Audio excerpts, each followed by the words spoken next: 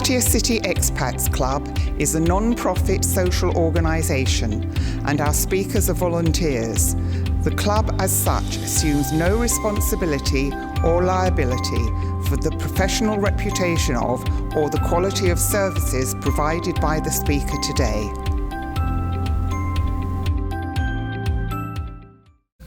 We've got Benjamin Hart from Integrity Legal come in to talk about tax issues and visa issues, etc. Come on up, Benjamin Hart. Thanks so much for coming down from Bangkok.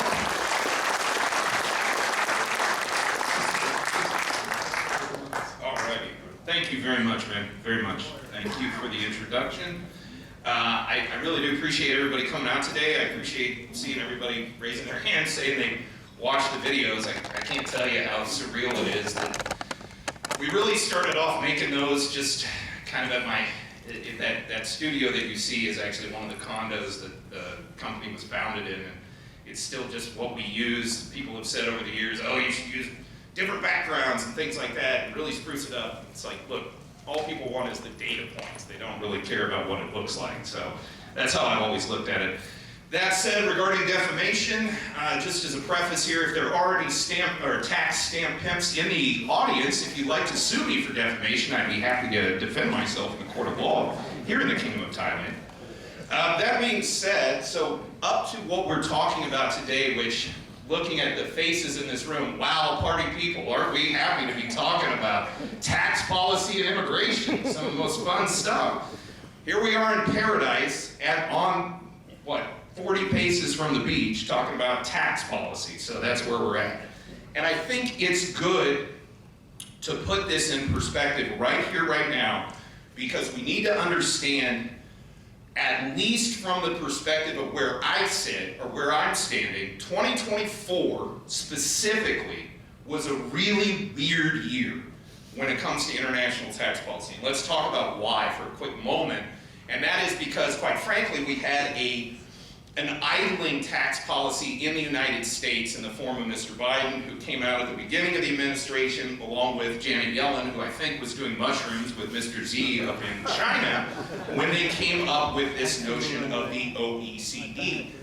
Well, actually, the OECD has been around for quite a while, but they decided to use it sort of affirmatively to, if you will, in my opinion, target people like yourselves that have just decided to live outside of their country, their own country, expats, true expats and immigrants.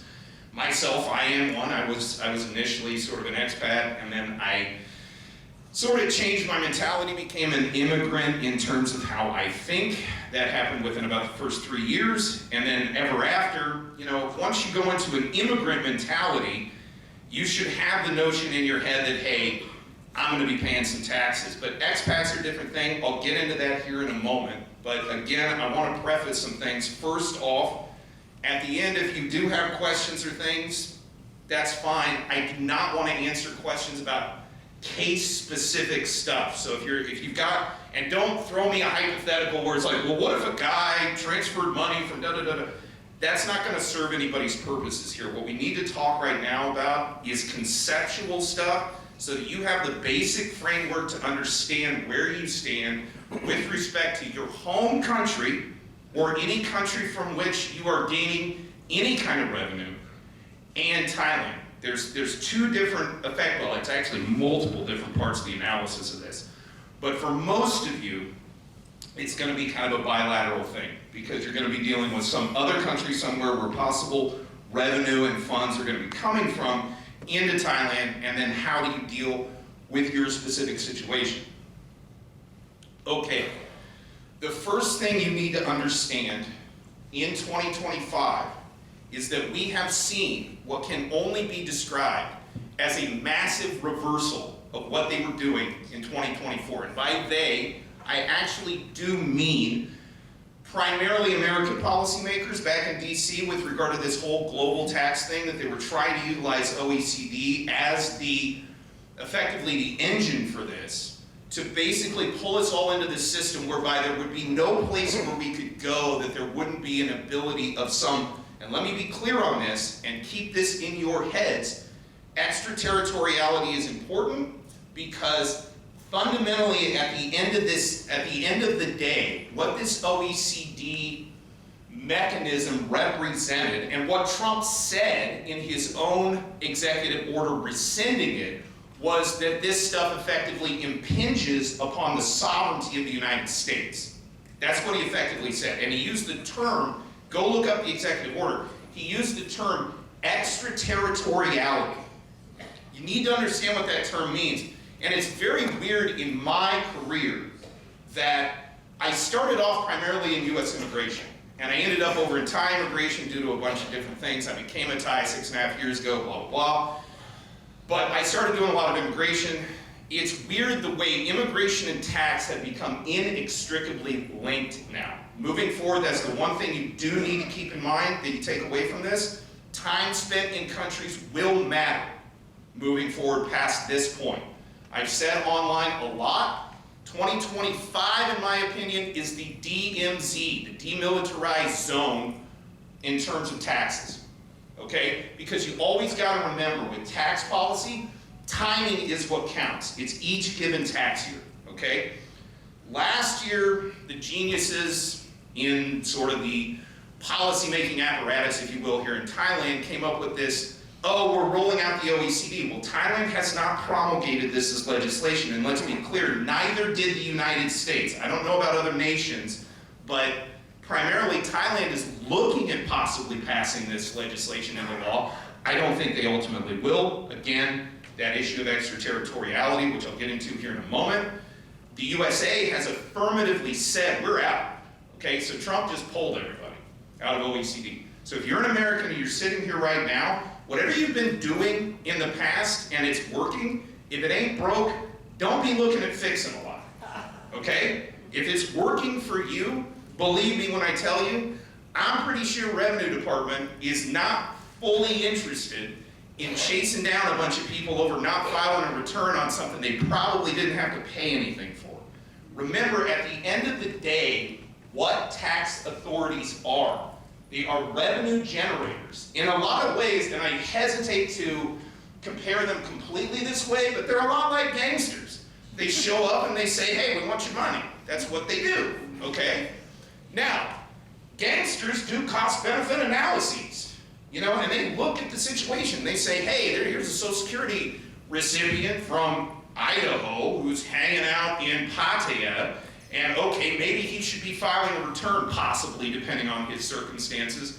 But are we going to go out of our way to look for a guy who didn't file a return that doesn't owe us any money anyway, when we can go after a guy who didn't file a return and does owe us money? That's the first thing you have to look at in this analysis. You have to take a practical approach and understand who you're dealing with. You know, you're dealing with people that want your money. If you don't owe them anything, do they really have that much of a motive to show up and shake you down? Probably not. So that's the first thing I want people to sort of understand in all of this, is the fear-mongering that goes in. And let's be clear, this was an op. This was an operation. Okay? Janet Yellen received funds to create nearly 90,000 new IRS agents. Who do you think those people are? They're the very stamp pimps that are running around the world telling Americans they owe money, telling other people they owe money. And what are the revenue departments of the world going to do? Are they going to say, oh, no, you don't owe us anything?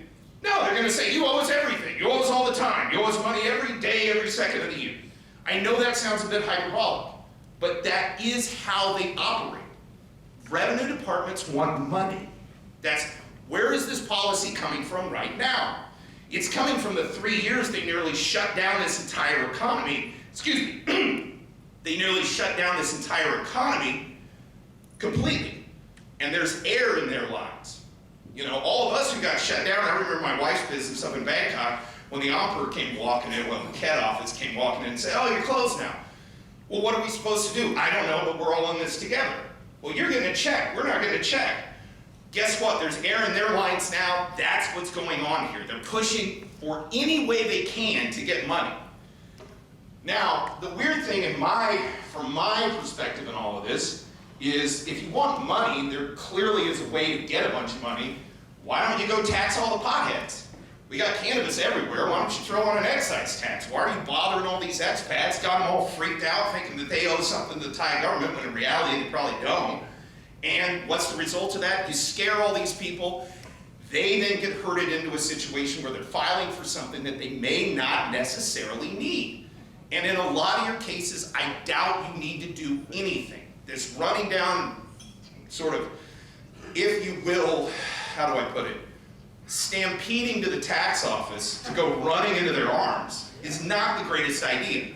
So going back to general, not general, but specific sort of analysis here. First, Americans. With Trump's withdrawal from OECD, the way that I look at it, again, if it ain't broke, don't be looking at fixing it, okay? If you're a Social Security recipient here in Thailand, that's all you're doing, you're hanging out, you're on your own retirement visa, which we all love own retirement visa, I love them. You guys put my kid through school. But long story short, guess what? Tax ain't a component of the old retirement visa. As I have said, immigration and tax policy will become increasingly inextricably linked. And a result of that is when you are analyzing immigration policy, you need to be looking in the background, or at least have in the back of your brain, especially non-Americans, especially here in Thailand, what are the implications in my home country, possibly, for my situation here in Thailand? That's the first thing you need to look at. Second thing you need to look at.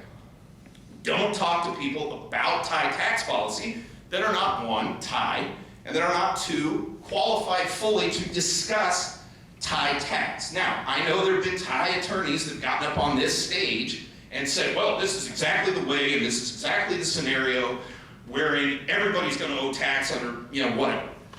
I can't sit around and nitpick somebody else's analysis, and I'm not going to sit around and say somebody's wrong, not wrong, whatever.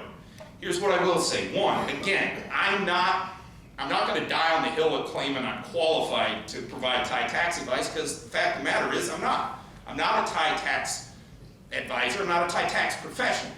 Frankly, from what I've heard, nobody that's from origin that's been talking to you guys is either. So whatever you've been hearing, just disregard it.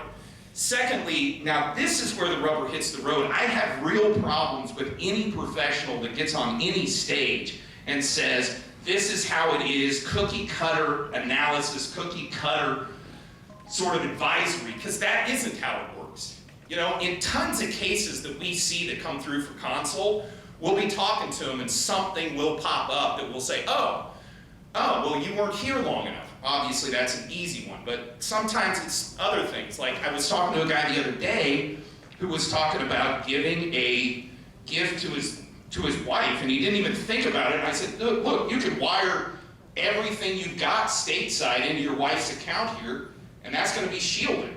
He didn't even think of it. There's little things that pop up in tax analysis. And the other weird thing about tax analysis is how deep it goes, especially in an American context. One of the reasons I ended up in tax, part of it has to do with immigration, especially here in Thailand. We do a lot of business visas and work permits, so tax IDs, Social Security, it all gets into that. But another reason I ended up in tax, one of the big reasons is, most of the driving law regarding attorney-client privilege is actually driven by tax law. Because it's situations where you're sitting around with your tax attorney trying to plan out how everything's going to go, and then somebody challenges it, and then they challenge attorney-client privilege because they're challenging whether or not money is owed. So you end up in a scenario where you're having to do all this tax analysis in an attorney-client privilege context. I've gone through this many, many times. The point I'm trying to make is, going back, extraterritoriality, that was the key, and that was the reason Trump rescinded and rejected OECD.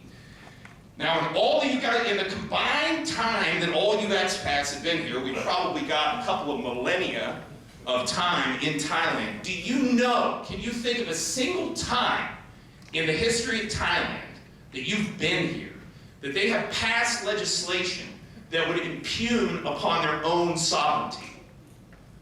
Yeah, that's not happening. That's not how Thailand works. And before you ask, well, how would OECD, or how would this framework impinge upon Thai sovereignty? Well, think about it. all of this alignment nonsense, where they're like, oh, you didn't pay enough over here, so now you have to pay more over here. That's a foreign power under some sort of supranational rubric telling Thailand how to collect its own taxes. I don't see that happening. It might, but I don't see it. Now, everybody that's out there that's saying, oh, but the Revenue Department's saying this, that, and the other thing. Hey, what do you think the Revenue Department's going to say?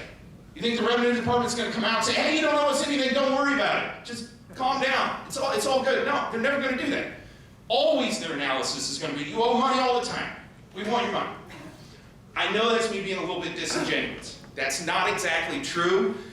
But as a practical matter, yeah, of course. If there is somebody out there that says in these circumstances you owe money, there's probably going to be a Revenue Department officer out there that's going to say, yeah, we'll back that up. We agree with that analysis. Any analysis that ends with them getting money, what do you think they're going to think of that? Okay? So, extraterritoriality, going back. And this is the point. First, America, Americans, you're in your own category. Again, if it ain't broke, don't fix it. Now, Commonwealth. To my mind, in my head, I'm looking at this as like three spheres, if you will, of expat. My perspective, not necessarily the framework you need to use, but it's just me looking at it. There's Americans, then there's the Commonwealth folk, and then there's Europeans. Let me be clear, I have no insight into how all that European tax stuff works. I'm not going to claim I have any tax insight on Europeans. With regard to Americans, I'm an American tax attorney. I'm licensed in the U.S. Tax Court. I've been doing this for years.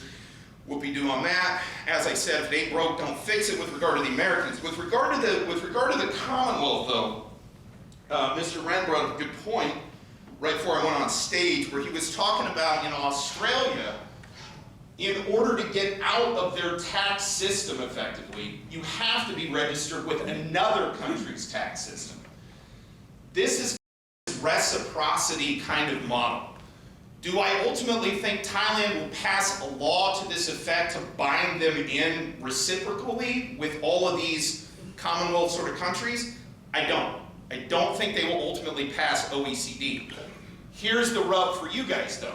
The analysis from your home tax authorities is what will matter for you. So you may have to get into tax ID status here in Thailand to basically placate your home tax authority. But do not look, until they pass OECD, do not look at this as mandatory by Thailand, because they have not promulgated that law. It's just working out that way as a practical matter, the way that these things just operate. You have your home Revenue Department to deal with. They have their policies. Again, I have had some, how do I put it, sort of tertiary kind of surface dealings with certain aspects of British tax law, but I am not going to sit here and claim I have any at all expertise on that. But one thing I have noticed is something you brought up. It's this requirement that you affirmatively get into a tax ID status here in Thailand in order to tell your home country's tax authority, hey, I'm out of your stuff, I'm over here now. And then that pulls you into Thailand, and now you're having to deal with the Thai Revenue Department, whatever their policies are. Again, specific to, again, what I call the Anglosphere. Call it AUKUS if you want. Basically, Australia, UK, Canada, New Zealand. You folks are in kind of your own zone. Again, whenever we're dealing with that stuff in the office, I throw that to the girls. My wife is actually a registered accountant here in Thailand. She's Thai British, so it's kind of nice to be able to speak fluent English and just say, I don't want to do this. But the girls end up handling that stuff, and they end up dealing with the DTAs on these specific European countries. Conceptually even, I don't like digging, or I don't like wading too far into that because it's its own thing. That said, back to rule of thumb with regard to Commonwealth, yeah, you guys, the way I see it, are kind of in the middle. The Americans, I think, we're kind of out. The way Trump did this, we're just going to kind of ignore whatever the Thais are doing, or OECD or anything else.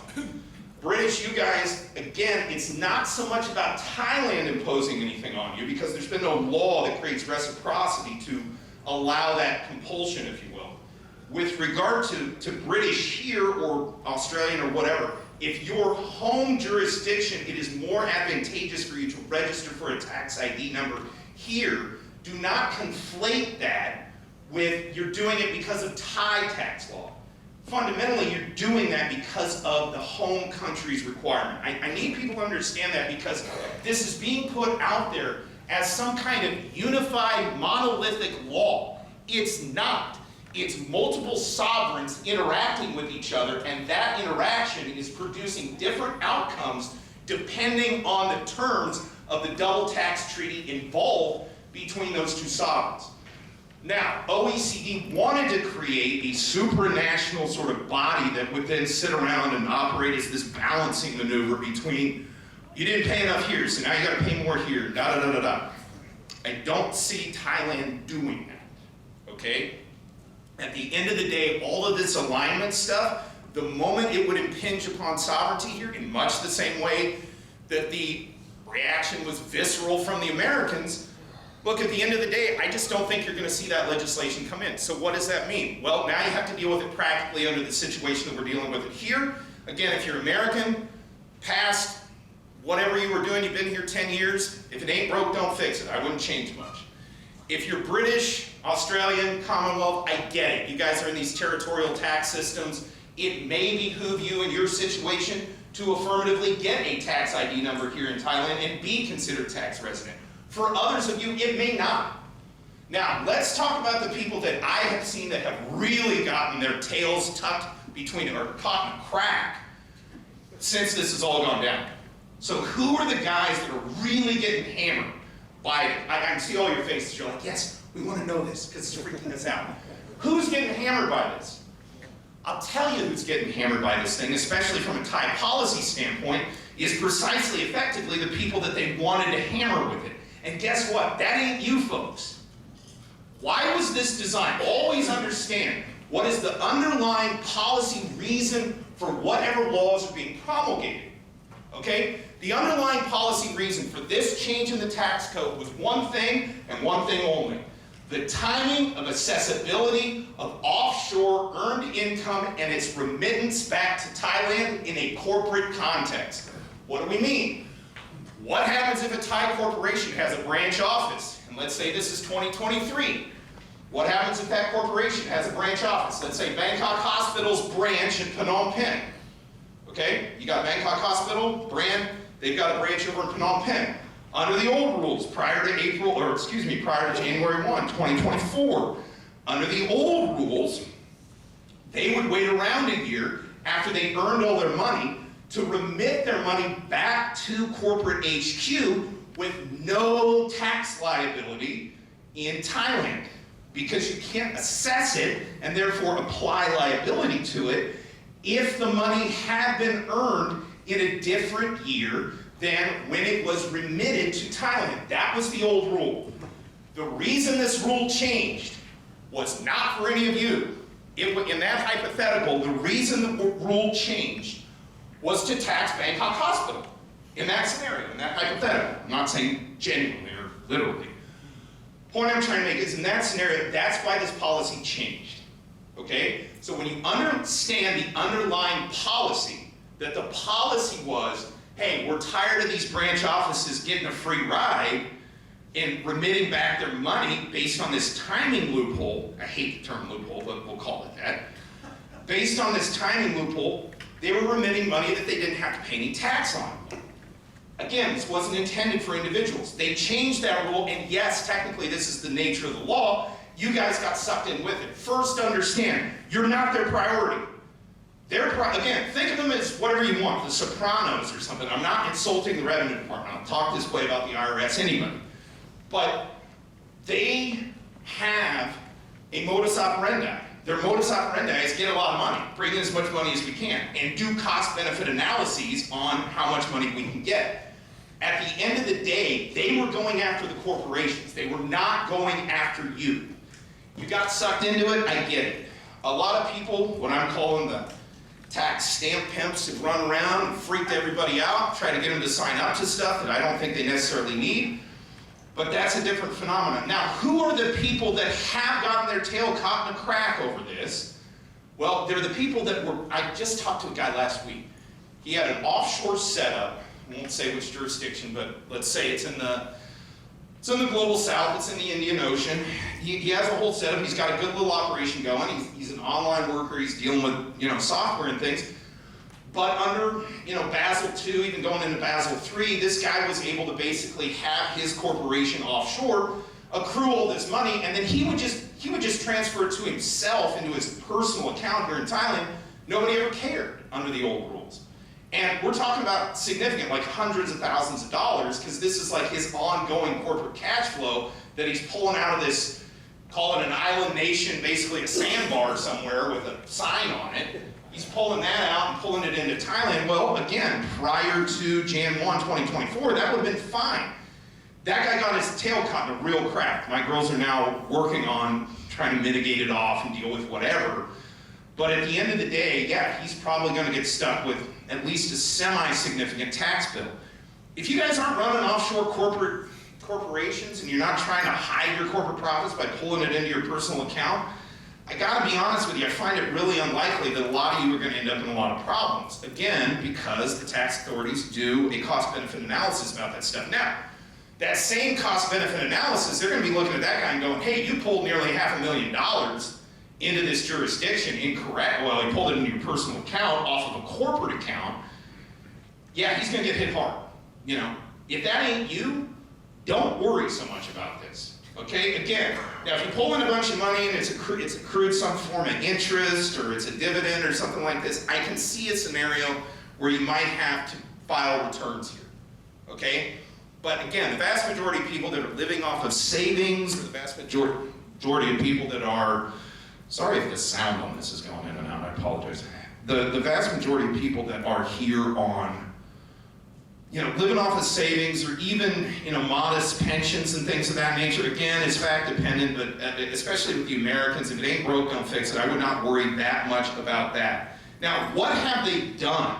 What have they been doing with regard to all of these regulations in saying that, oh, things have changed and now you have to go do all this stuff? Well, I call it an interpretive dance of the actual underlying law. What are we talking about? Okay. Go back to prior to about the early 1990s. Now, I've heard this information secondhand from other professionals here. In fact, one guy who's actually kind of my mentor, he's a naturalized Thai as well, and an American lawyer, and actually kind of showed me the ropes on how to do all of this stuff. But basically, sorry, I don't know where it's going. The long story short, the point I'm trying to make with this is, at the end of the day, if you didn't have to register as an American prior to Trump rescinding OECD, I wouldn't worry greatly about it.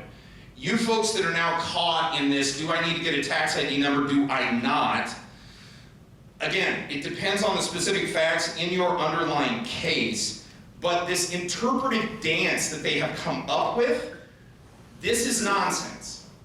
Okay, and why do I say this is nonsense? Because they have tried to transmute prior laws into creating a new framework that they're trying to impose now. What are we talking about? Tax clearance certificates were created before VAT. VAT was brought in as the alternative to tax clearance certificates. Why? Because tax clearance certificates were entirely disruptive and discouraging of tourism and investment in the kingdom. Every time you had to leave the country, I've talked to old timers that have told me, they said, oh, there used to be these vending machines at the airports. You'd walk up to them, put in enough coins, and they give you a tax clearance certificate. You walk out the door. Nobody wants to deal with that anymore. What they are trying to do, and I think it violates the doctrine of codification in a civil law context, is they are trying to make all of the legal framework that had created tax certificates, they're trying to then inject that into the immigration system and effectively bring back the tax clearance system. Now, the problem I have with this is twofold. One, they aren't promulgating law through Parliament, although they might end up doing so under this financial hub thing that they're talking about in Parliament. I suspect they probably will, and that will end up being the legal framework we operate under with regard to this. But here's my speculation. A, it won't be OECD, because that framework has already been rejected by the Americans, and I think the sovereignty issues inherent in that piece of legislation will result in the Thais not doing that. But what is it? Again, this is why I call this year the DMZ year, because this is the year this war will be fought. It's being fought right now. I think that OECD has already lost. That said, it's very clear in the form of the Destination Thailand visa that that is being rolled out effectively, if you will, as a new tax clearance certificate that basically is tied in with your visa. This brings up two questions. First, what happens about the people who got into the DTV already? Those folks, primarily they're not here, I suspect, because all you guys are, no offense to anybody, you're a little older, but you know, the folks that are under 30, they're all coming in on DTVs. They're not going to love that in a few years, I expect, because the way that you go into that system is it's all digital. So now, through biometrics, as well as the documentation in your passport, they have your passport number, they have your photo, they have your biometrics, they know exactly who you are, and they know who is registered in this Destination Thailand visa scheme. It has a digital component attached to it that I expect will ultimately be used to track whether or not you've been in Thailand for 180 days, and if you go over that, I expect they'll be stopping people with the DTV one of these days and saying, hey, you owe us, 6,800 baht or whatever. Now, I know these guys are out freaking everybody out with the notion that, well, Thailand's going to check your bank account from overseas, and then they're going to blah, blah, blah, blah, blah, and know if you pulled something out, and then you're going to owe money here. I find that, one, very unlikely. Anybody here raise your hand? Have you ever dealt with the Thai bureaucracy? Yeah, right. Real efficient. Moves real fast, doesn't it? Yeah, just cutting edge, the Thai bureaucracy. I'm not seeing that, okay? Also, when you take into account the cost benefit that any tax authority is going to do, the vast majority of folks who are in the retiree category, if they're smart, policymakers are going to say, look, we could sit here and bludgeon these people over the head all day long to get 8 cents because they accrued interest on their Social Security in an offshore bank account and transferred it into Thailand. I don't think ultimately they're going to do that because there's not a lot of money in it. It'll scare you guys away, and frankly, this country benefits more economically from you guys just coming in and spending money than it would to put you through all of this hell. So why do it? And I think ultimately that will be the policy that gets made. Now, hard and fast law that you can fall back on. One of the big ones is, and I state this unequivocally, it looks like many of you here this applies to you, the O retirement visa, the standard O retirement visa is your best friend. I say that again, the standard O retirement visa is your best friend.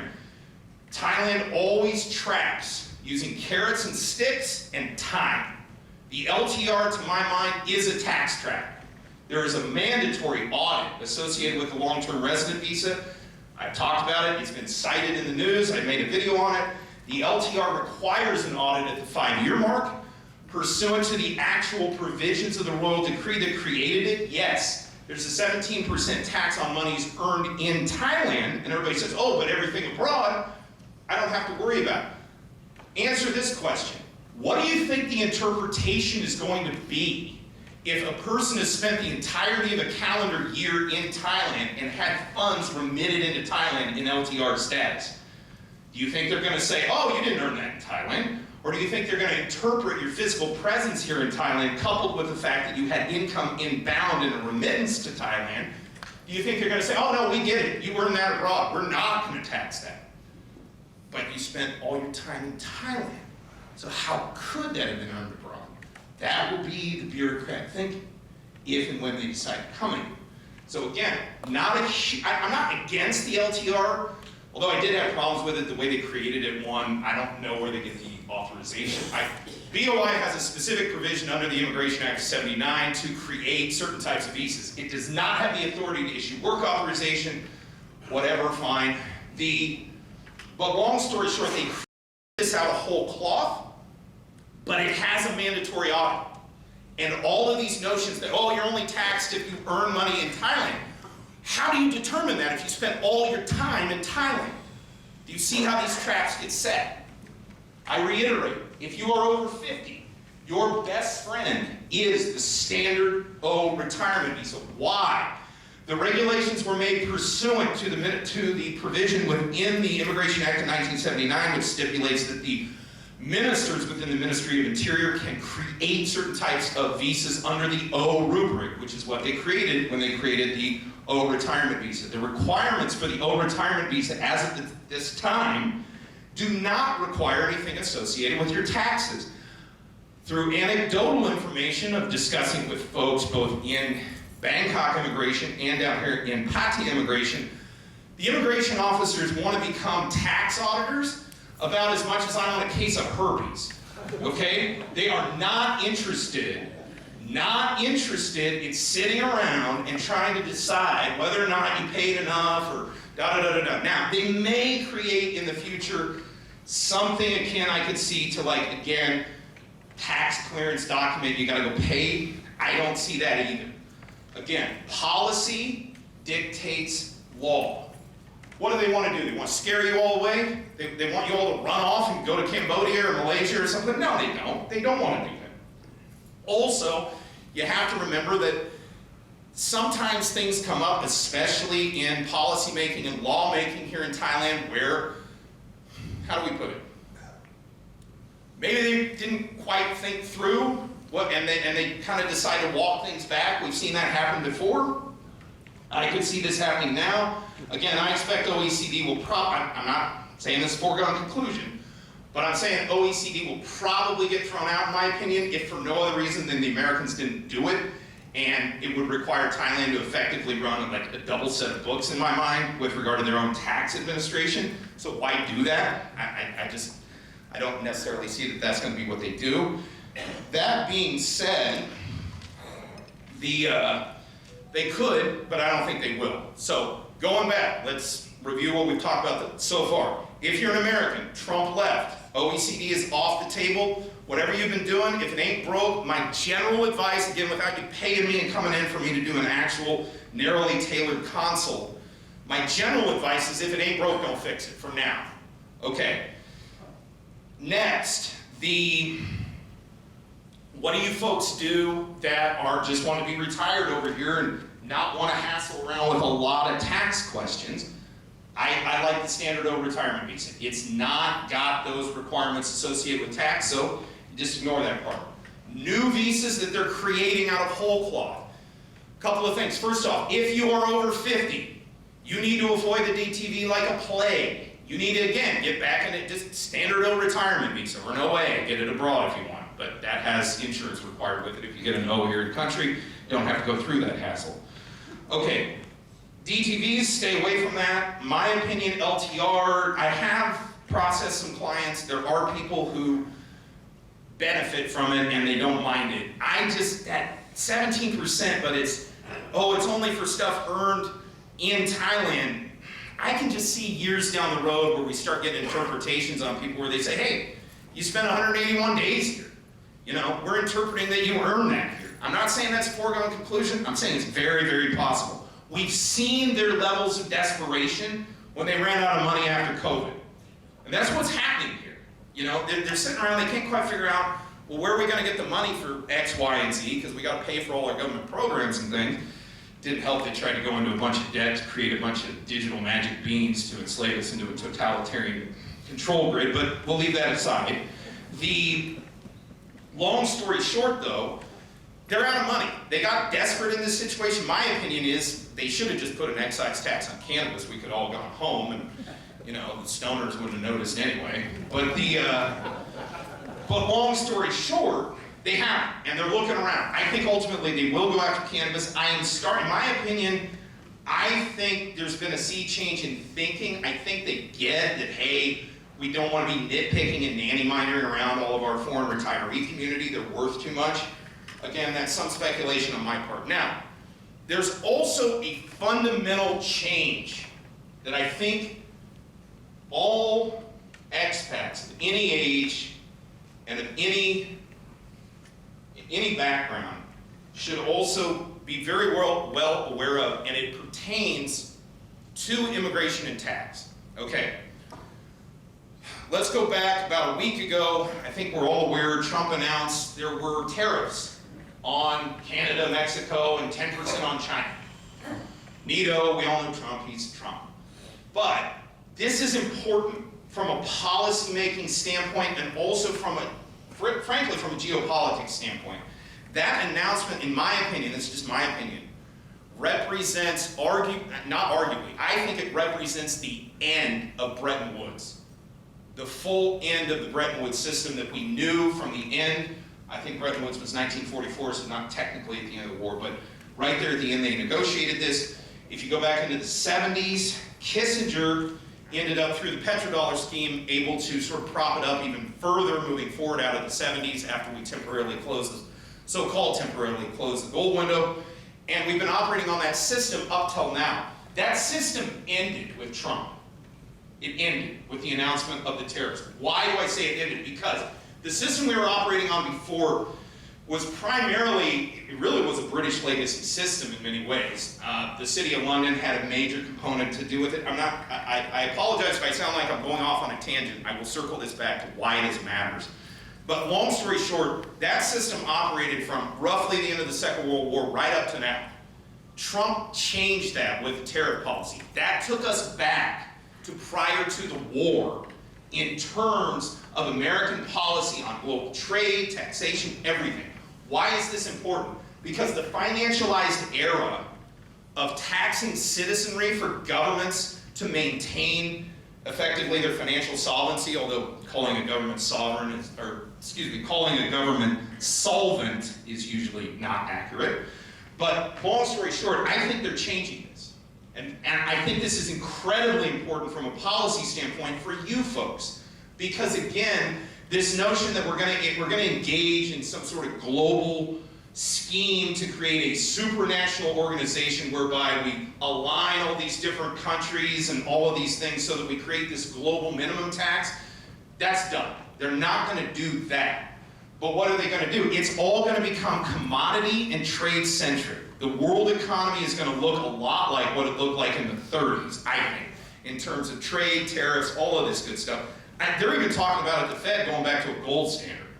Like they're even talking about reevaluating. I was looking at that when I got up this morning. I know it's real fascinating stuff looking at international currency policy. But yeah, the Fed came out this morning and said, hey, we're seriously thinking about revaluing gold. Why is this important to you? Because that system of doing this alignment, taxation by alignment, if you will, I think it's a dead letter. So again, you guys are freaked out about these possible changes to tax policy. I think that was attempted in 2024. The American electorate repudiated the administration that was attempting it, at least in the United States. And as the United States has I'm not saying everything is driven by the US, but I'm saying as it has a predominant momentum behind it in policy matters, I think that where the US has rejected OECD, I think it's maybe they'll keep it in Europe. I just don't see the ties going along with it. This reminds me actually a lot when Trump first came in and they brought in what was called the Trans-Pacific Partnership, which for a variety of reasons was awful as well. And it would have created a very similar system, except it would have created it in the context of supranational organizations designed to basically adjudicate matters pertaining to intellectual property rights. I won't go too deep into it, but it would have created a supranational organization. Trump rejected that day one of his first administration for the exact same reason, and I keep wanting to repeat this word, extraterritoriality, extraterritoriality, extraterritoriality. Why is he saying that? What does extraterritoriality mean? We all know what an embassy is. Whenever anybody says, in the movies, they'll sometimes say, oh, you're at the U.S. Embassy, you're on U.S. soil. No, you are not. The physical soil of a given embassy compound is called the chancery. Chancery remains the sovereign land, if you will, of the host nation, but the embassy, which is like a church, it's not the building, it's the people. When an embassy inhabits one of those chanceries, they operate with what is called extraterritoriality, which means they are not subject to the laws of the host nation. This is a diplomatic term that has a specific context. And Trump specifically said this in his executive order. The reason they were rescinding it was because it would allow foreign nationals, it would allow foreign sovereigns to effectively have influence and or dictate what U.S. tax policy should be. It's through this alignment mechanism that they talk about. Oh, you pay X amount in this jurisdiction, but that's not quite what is required under this alignment rules. Again, I'm talking conceptually because none of this got passed. But this foreign sovereign is dictating to the United States what the tax policy is going to be. We're not doing that in the U.S. Trump threw it out. I expect this will be thrown out for probably precisely the same reason, because they don't want foreigners dictating tax policy here locally. Now, back to the doctrine of codification and all the stamp pimps talking about how, oh, well, through regulatory interpretive dance, we've created the ability to require what effectively is a tax clearance certificate, but we're requiring it now for everybody, and now you all have to voluntarily go down and get a tax ID. First of all, don't have an affirmative duty necessarily to get a tax ID. Depends on your circumstances. Did you earn money in Thailand? Did you have a taxable event in Thailand? Maybe you did, maybe you didn't. Okay.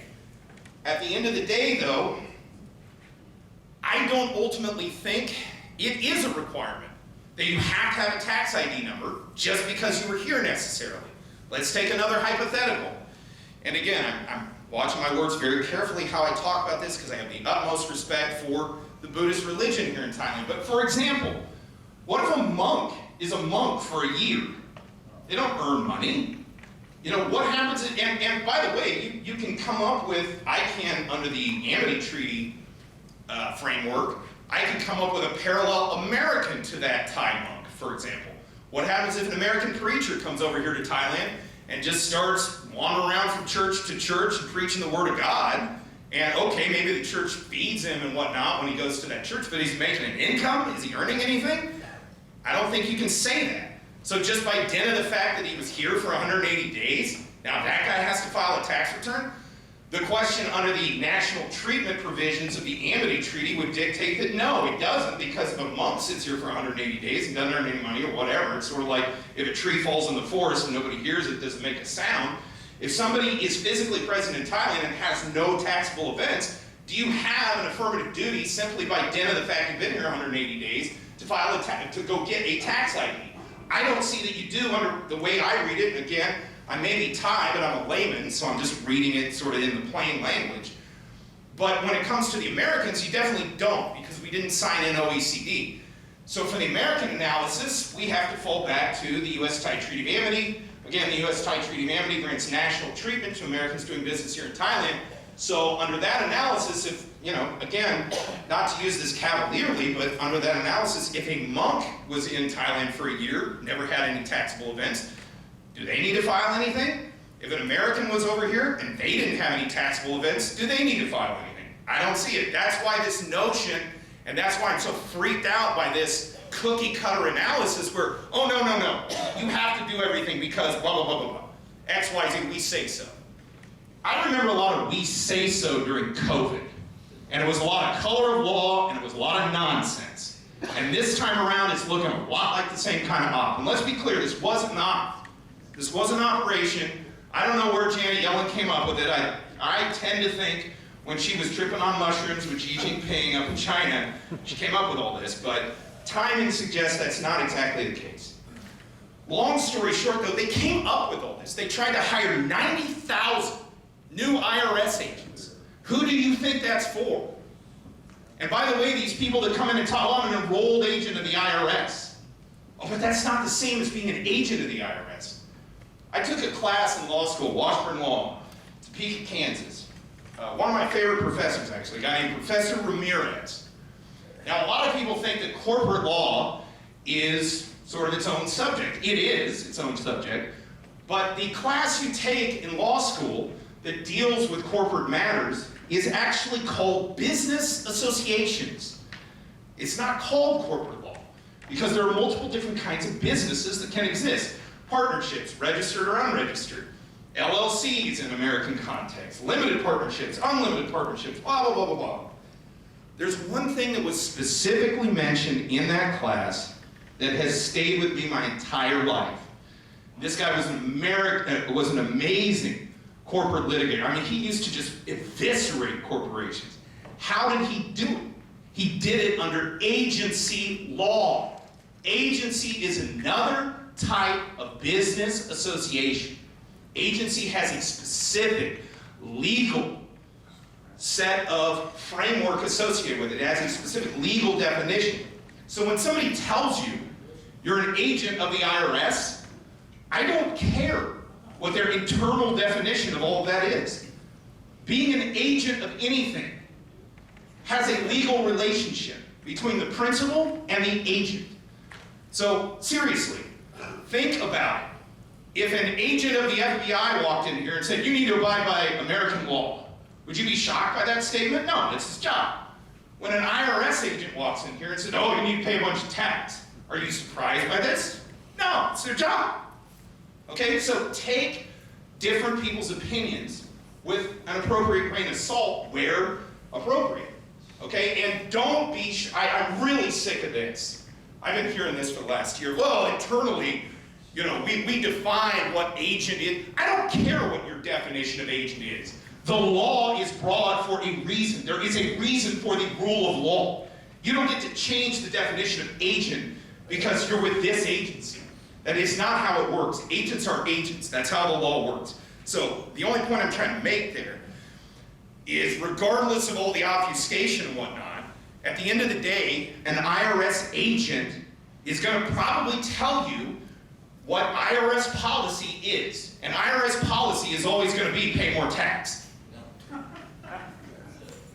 That's it. I mean, you know, it's not really all that hard. In any event, back to what I was talking about before. Yes, the world is changing in terms of economically. The result of this has caught you all in this kind of turning of the page, if you will. Okay? For you Americans, again, there really is no page turn because the Americans never promulgated OECD that way. Trump rejected it. The Thais never pulled it into law, so forget for you guys. For Brits and for folks that are in Europe, what will likely dictate your possible tax liability here, not likely, will dictate your possible tax liability in Thailand will be your double tax agreement. Here's another one that I have seen as a logical fallacy in this entire discussion, which is that whatever our interpretation, whoever is speaking, it seems to be, whatever my interpretation of the double tax treaty is the definitive definition. Well, let's think that through because it takes two to tango. These treaties are signed between two separate sovereigns. The only thing I've ever known in geopolitics is separate sovereigns never think completely the same way. That's just the nature of sovereigns. They have their own interests, they have their own national interests, whatever.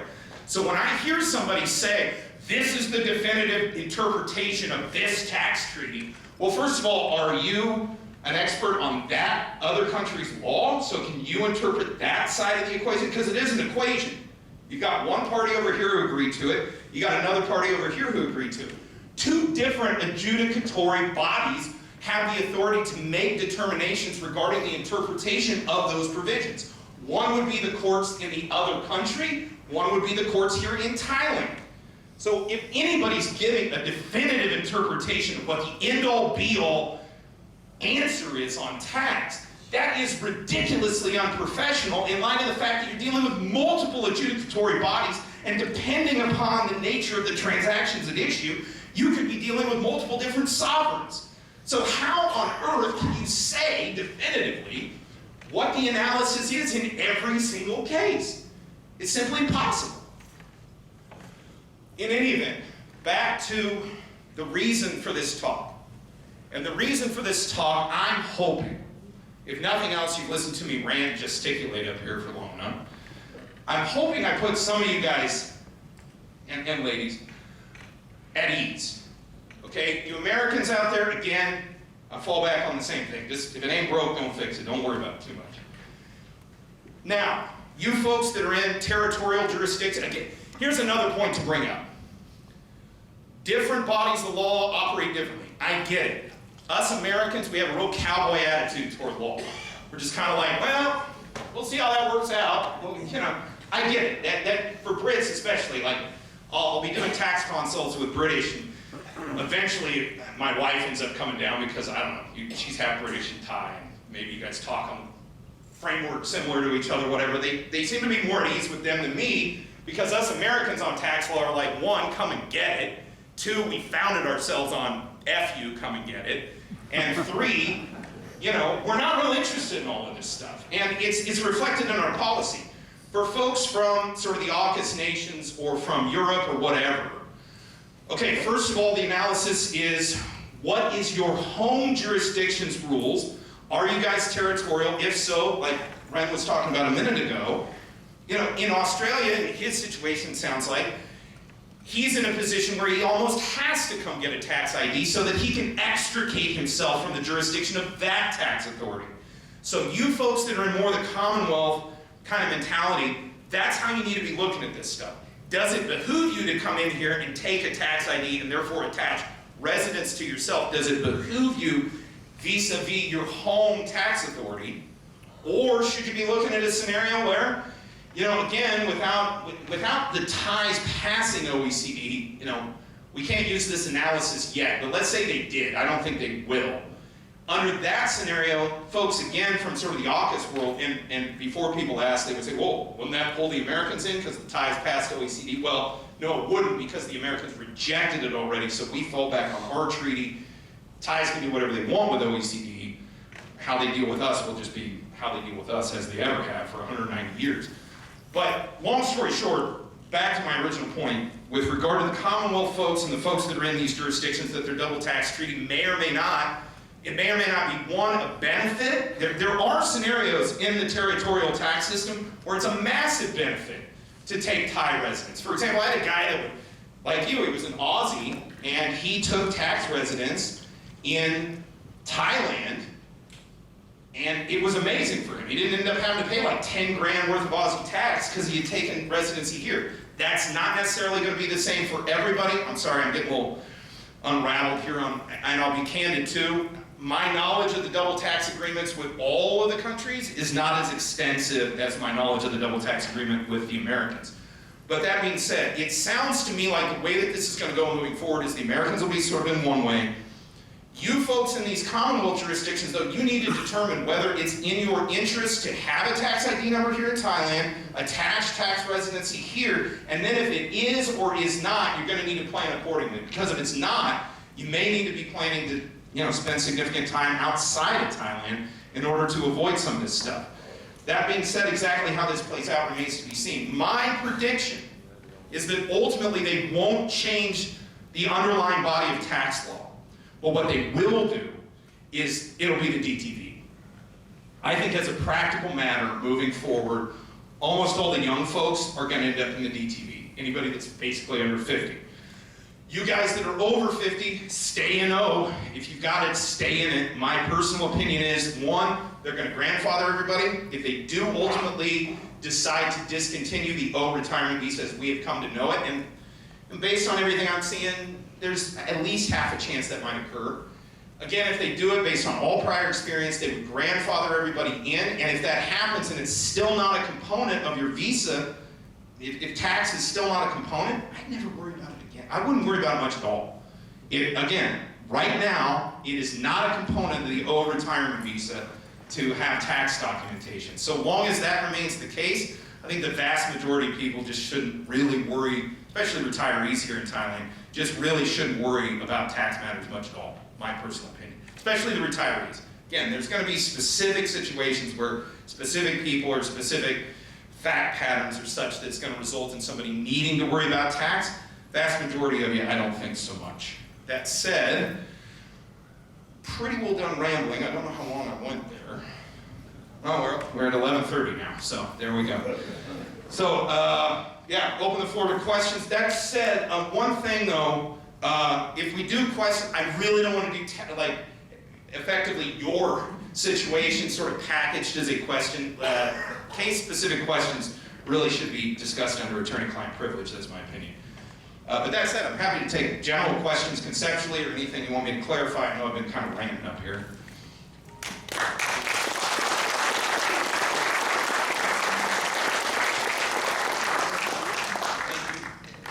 Questions, comments?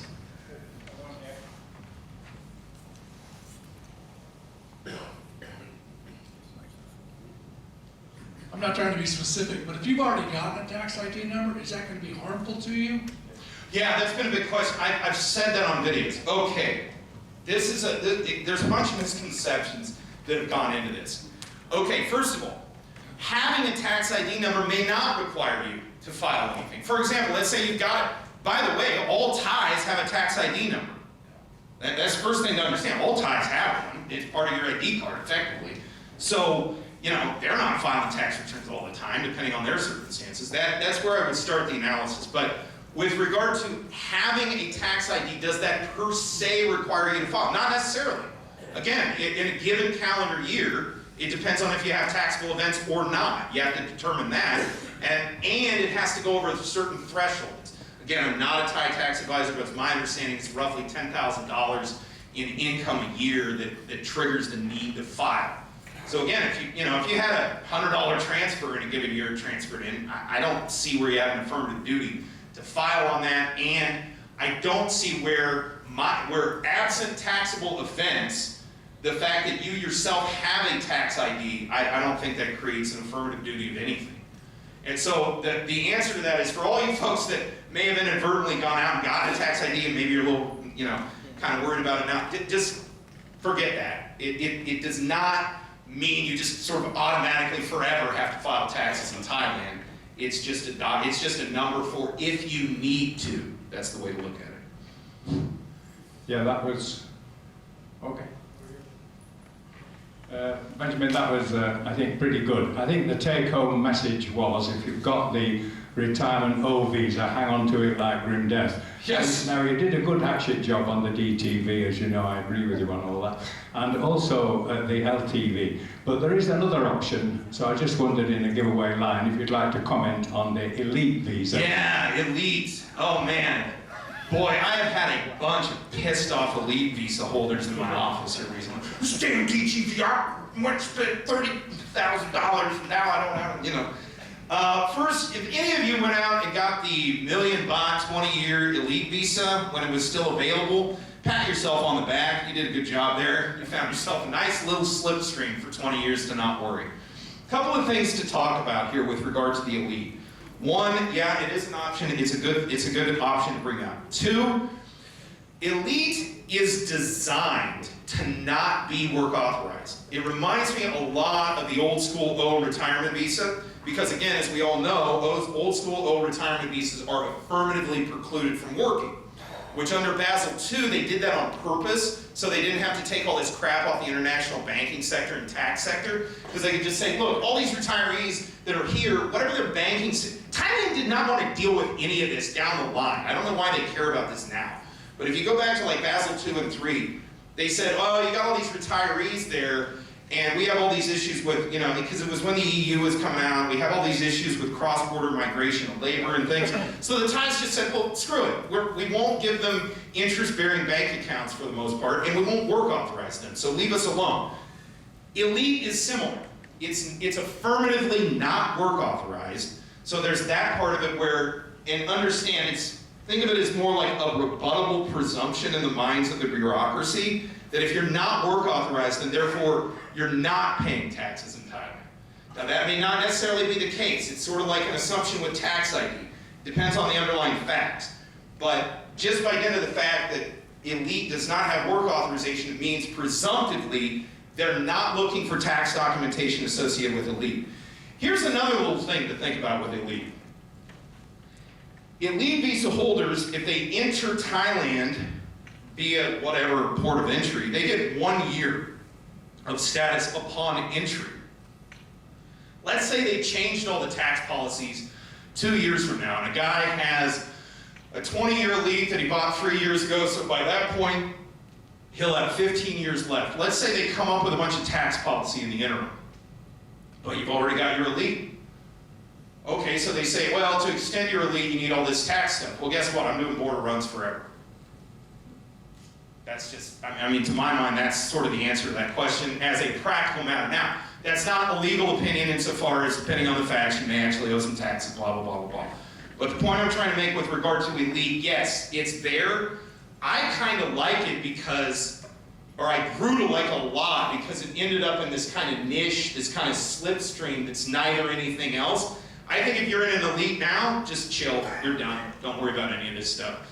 Again, elite is sending out documentation to people. I've read it myself. It's actually pretty good analysis. There may, again, depending on your circumstances, you may end up with taxable events here in Thailand, but presuming you don't, I think elite visa is arguably the best travel document to be on from the standpoint of tax. Arguably, if you don't want to work here, that's a big caveat there. Well, this was that was going to be a question about elite visas. Oh, okay, cool. Covered. Clarifying, if you have a work permit here, you're in the tax system. We all know that. Another group of people who will probably fall into a slipstream on this will be marriage visa holders. But for all of you folks that have ended up in marriage visa status, you may know that's a bit of a mixed blessing because, yeah, well, the financial requirements are less than the 800,000. The scrutiny associated with marriage visas ever since about 9 years ago when there were all those sham marriages involving Indian nationals, the scrutiny on those marriage visas has been quite a bit higher than in the past.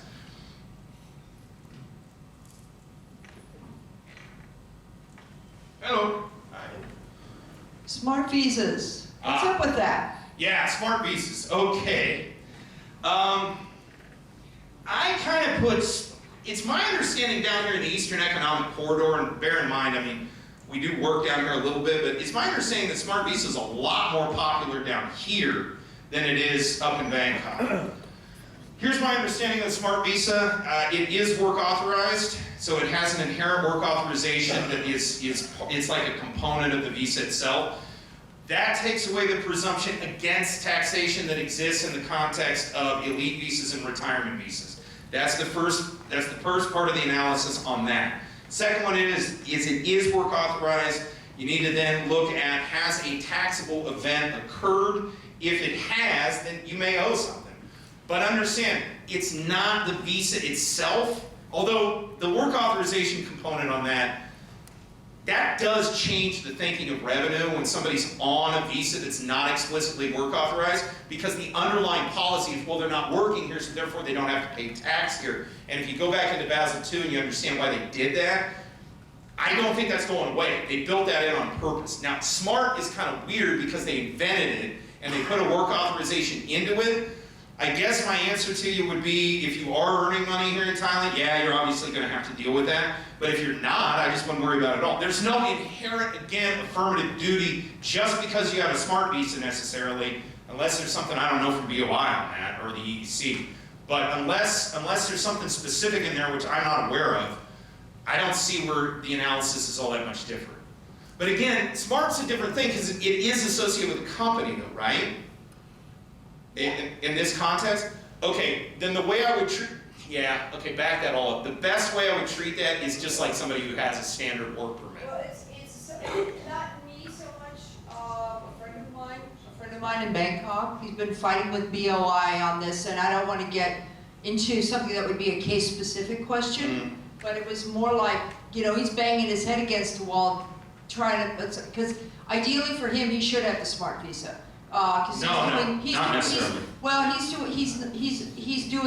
He's raising funds in Southeast Asia, and he's working with Jalawang over in Malaysia. So, but the general question is, nobody can figure out what the heck the smart visa is actually doing for anybody. So I'm trying to make it a generic question. Yeah, no, they made up the smart visa. It's similar to the LTR. It exists, it's used. It's another one of these giant mixed bag jumbles where they just kind of, the way I look at all Thai immigration law is it's like a stalagmite. You know, it like over time. A perfect example of this, like PR. Okay, like there's permanent residence. And actually, if you want to know the history of that, prior to 76 or 77, when you come into the airport in Thailand, they'd ask you, they'd say, are you a tourist or are you living here? And if you said you were living here, they just gave you PR at the airport. Okay? Now, under Prem in the 80s, they invented the work permit. But when they invented the work permit under the Labor Department, they didn't build it in with permanent residence. So now this is the only country in the world where you can become a permanent resident, but you're not automatically work authorized. The point I'm trying to make is, smart visas operate in the reverse. It's like the inverse of that, where they just came up with it off the top of their head and they work authorized it. So the answer to you on that is I expect he is banging his head up against a wall. If I was talking to him, and that guy may want to send me an email instead of a console, if I was talking to him, I would tell him to bolt out of the Smart Visa with all due haste. Why would I say that? Because when you're dealing with immigration in Thailand, the name of the game is familiarity.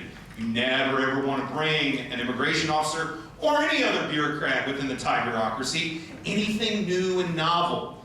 Anytime you ever hear an attorney say, oh, that's interesting, panic. It's terrible, okay? It's the same way with bureaucrats. Don't bring them new stuff. I don't know what your friend is, where his setup is, but if he's primarily here for work purposes, I'd have him in a standard work permit and visa. If he's not, he's just kind of hanging out. And I've talked to people that looked at the Smart because they were like, I'm kind of in and out. I may want to work, I may not, da-da-da-da. If he's one of those, I would just be like, dude, just disabuse yourself of the notion you're ever going to work here. Go over to a retirement visa and stop worrying about it. Problem with Smart is, again, it doesn't fit in one or the other, and it's novel. Anything like that within the bureaucracy always is obtuse. Over to you, left. Sure. Hi, Ben. Hello. I'm absolutely amazed at your knowledge. Oh, well, No. Thank you. It's certainly towards Americans, and I appreciate that Sure. you sort of clarified that. sure. But I think the whole situation is based on fear. Oh, it is, yeah, definitely. And the fear bit is that what the hell they're going to do. Now, I've dealt with administration here through the courts, and it was a joke. Every time I went to court, they lost papers or things weren't correct. You might want to check out the courts in Butler County, Kansas, though, just for comparison. I can tell you about that, but I like your statement where you said, don't fix it unless it's broken, 100%. And the other thing is, I learned in the Royal Navy, never volunteer. Yeah, I see, yeah, that's well put. Yeah. I have seen a lot of folks online. I'm starting to wonder if they're bots. They're like, I went down and filed for my tax ID number. It was easy peasy Japanese. And it's like, well, okay. I'd love to know who you really are. But yeah, volunteering, yeah, don't want to do that. Don't want to do that. What do you think, in your experience, the chance that at the time of the visa renewal, September in my case, you would be told that the visa office that to show a tax return, notwithstanding whether or not you have to pay something or not, just to show a tax return as a prerequisite to the renewal of a yearly visa? I find it very unlikely for a variety of reasons. As I talked about earlier, and I'm not kidding about this, in the correspondence that we've had with local Bangkok immigration, as well as down here, Pati, even when we process retirement visas down here, if you talk just anecdotally, like just kind of talking to the officers, the idea of tax is already a component of anything that's work authorized. So if you want to get a B visa extension, there's already a requirement for tax. I don't know if any of you, how many people in this room have a work permit here? Okay, like how fat is the package of docs you file to renew? It's like that. It's a damn phone book is what it is. Okay, so the reason I bring that up is those folks are required. Retirement visa, again, they did this through the Basel dialogues when they were coming together with all this banking stuff, that they said, basically the Thais carved out this retirement visa and said, look, at the time, I think everybody that got those had to have a non-interest-bearing bank account. That was a big component of that because in Basel they were saying, well, these people are earning interest over there. So the Thais said, well, great, fine. We don't want to deal with all this paperwork. They just don't earn interest anymore. And they made it non-work authorized so that they couldn't challenge that. The point I'm trying to make is between now and September, I do not think it is overly likely that they would require a tax return associated with a standard retirement visa extension. That could change. I could be wrong in that prediction, but I don't think I am. As I said earlier, I think Thai immigration wants to be constantly adjudicating tax documentation in the context of a retirement visa about as much as the collective department wants a case of herpes. I just don't think they want it. You know, it's a ton of extra work. It gets them not. You also have to understand how bureaucracies are. And this isn't just a Thai thing, although it does seem to be a little bit more exaggerated here. They're fiefdoms. They're little fiefdoms. Immigration and Interior's job is to deal with immigration and interior stuff. They don't care about tax. It ain't their problem. They don't get, the other thing is you gotta remember, they don't get anything out of it. So if all these taxes get paid, do they get an extra break room or bonus or something? No, they're not getting anything. So they're sitting there going, why would we want all of this stuff? The other thing is, this is just kind of a professional observation after nearly 20 years of doing this. Now everybody's used to dealing with this sort of imperiousness of immigration officers on a personal level. It warms my heart when I see the same bureaucratic indignation that is oftentimes leveled at us individuals when it's leveled at another government organization. And in the case of Interior Ministry and Immigration, they like the idea of having tax as a component of that process as much as they like the idea of having a hole in their head. I just don't see it, at least not this year for sure. Last two questions. Malaysia and Bali, I know, have digital nomad visas. Is Thailand anywhere on that? Well, that's what Destination Thailand visa is supposed to be. Okay. Okay, so again, I am not even thinking of DTV as a visa. I think of the DTV as a protocol. And there, you need to understand the difference here.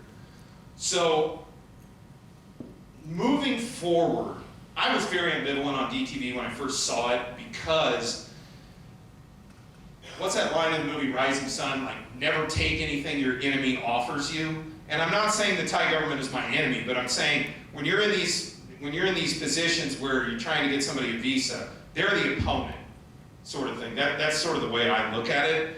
And I think at the end of the day, yeah, I'm sorry, where were we going with that? I kind of lost my. Digital visa equivalent. Oh, digital. No, what I'm saying there is they said they were giving us something.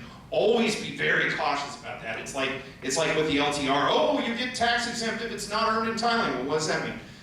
Okay, they rolled it out. Digital Destination Thailand visa is going to be a situation, I think, moving forward where all these younger people are going to effectively be coming and going as much as they want now. But the thing that will happen, especially probably after May of this year, I suspect they'll have it in by the end of this year, is that DTV will have its own protocol, I expect, regarding tax. Because the people that remember, voluntarism is a big component of anything involving legality. The notion of what we call constructive notice, it's one of the first things you learn in civil procedure, is the notion of constructive notice. It's where you can put somebody on legal notice without them actually really knowing what they've done. That's what happened with the Destination Thailand visa. They told everybody, oh yeah, it's 5 years, you get 6 months at a time, blah, blah, blah. In the fine print, you're effectively stipulating to the Thai tax laws. If you go a day over, they're going to sit there and hit you with money or hit you for fines. Why do you think they haven't increased the overstay fine to this point? It's still the same 500 baht a day capped out at 20,000 baht that it was 50 years ago. The reason they're not doing that is, one, they don't really have the inclination to promulgate a new immigration law. But the other reason is I think they're anticipating a new digital system whereby none of you folks, if you stay in a retirement visa, are probably going to have to deal with this. But I expect the young folks here moving forward that they're just going to, when they're going through the airport, it'll just become a thing where it'll pop up on an immigration officer's screen. Again, it'll all be automated, and they'll just say, oh, you stayed in Thailand 187 days, you're now a tax resident here, and our system tells us that you owe us this. I can definitely see that coming. I'm not saying within a year, but I can definitely see it happening over the next 5, for sure. That is the digital nomad protocol that I think Thailand has decided to roll out for those folks. And if you think about it, as much as I had a problem with it at the beginning, and I've had all these trolls on YouTube that are like, he hates the DTV, can't make any money off it. I'm like, yeah, obviously. I'm here to make money. There's a component of that. But the other part of it is I was very, very skeptical of it because when anything they roll out, I always just immediately, my hackles go up because I'm like, they give with one hand and they take back with another one. You know, that's how I look at it with Destination Thailand visas. It's like, look, you want to be here all the time? Great. but we're going to track your time, and if you do too much time in Thailand and we can get a piece out of you, we're going to take it. The DTV people are going to have to deal with that. That's what's being set up for nomads. Again, even if you consider yourself a nomad, if you're over 50, owe retirement visa. Did that answer your question? Okay. On a CD, interest earned, is that taxable? Depends. It's going to be taxable in the home country. Now, whether or not you need to file a tax return and then thereby get a double tax credit on your tax return here in Thailand for the payment abroad depends on your circumstances. Again, where you're an American, again, where Trump's thrown this out and effectively derailed this stuff, I'm not. Again, if you're on an O retirement visa here, where tax documentation is not a component of extension, if it ain't broke, don't fix it. I would continue operating under that presumption. That would be how I do it. Big round of applause. Benjamin Hart. We have a very small token of deep appreciation. Look this way. Okay.